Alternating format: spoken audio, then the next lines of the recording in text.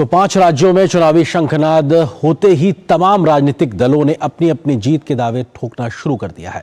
230 सीटों वाले मध्य प्रदेश में भाजपा ने फिर से वापसी का दावा किया है, तो कांग्रेस ने शिवराज सरकार को हराने की बात कही है। तो उधर 200 सीटों वाले राजस्थान में कांग्रेस बीजेपी अपनी अपनी हुंकार भर रही हैं।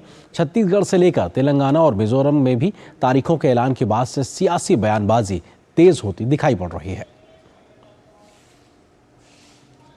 5 राज्यों में चुनावी शंखनाद हो गया। चुनाव आयोग ने राजस्थान, छत्तीसगढ़, मध्य प्रदेश, तेलंगाना, मिजोरम के विधानसभा चुनाव के लिए तारीखों की घोषणा कर दी है। इसके साथ ही इन 5 राज्यों में चुनाव आचार संहिता लागू हो गई।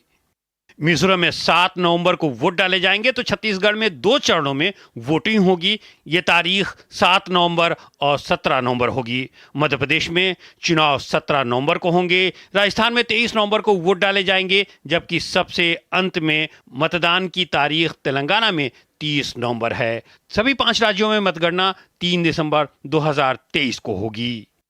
मुख्य चुनाव आयुक्त राजीव कुमार ने बताया कि मिजोरम, छत्तीसगढ़, राजस्थान, तेलंगाना और मध्य प्रदेश की विधानसभा सीटों को मिलाया जाए तो कुल सीटें 679 होंगी।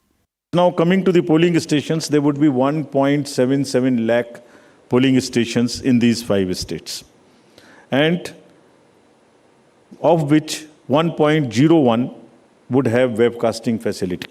All this would be monitored through the control rooms, and the number of women managed polling stations would be 17,734 polling stations which will be model polling stations. चुनाव में किए जाने वाली घोषणाओं और चुनावी वादों पर मुख्य चुनाव आयुक्त राजीव कुमार ने कहा कि मैनिफेस्टो में घोषणाएं करना राजनीतिक दलों का अधिकार है, तो वहीं जनता का भी अधिकार है कि वो जान सकें कि ये वादे कैसे पूरे किए जाएंगे।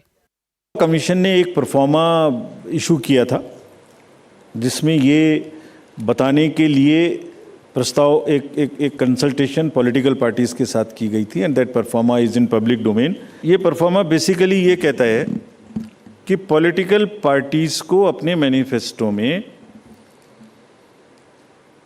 क्या करेंगे ये बताने का अधिकार है, लेकिन साथ ही साथ वोटर को ये जानने का अधिकार है कि ये कब करेंगे, कितना करेंगे और कैसे करेंगे। 5 राज्यों में जहां चुनाव होने हैं, उनमें मध्य प्रदेश की 230, राजस्थान की 200, तेलंगाना की 119, छत्तीसगढ़ की 90 और मिजोरम की 40 विधानसभा सीटों पर चुनाव होंगे। आयोग ने इन चुनाव में अधिक से अधिक मतदाताओं को मतदान के लिए प्रेरित करने के तमाम उपाय किए हैं, जिनमें युवा, महिला, दिव्यांगजन मतदाताओं के लिए विशेष मतदान केंद्र बनाए जाएंगे। दिसंबर तक चलने वाले इस चुनावी माहौल में जनता ये देखेगी कि उसके मुद्दे क्या हैं और सियासी दल उनका समाधान कैसे करेंगे। चुनाव आयोग ने भी साफ कहा कि वायदे तो करना ज़रूरी है, लेकिन वायदों को बताना भी ज़रूरी है कि ये वायदे कैसे पूरे होंगे। कैमरामैन राहुल के साथ ऋषि कुमार, DD न्यूज़, दिल्ली।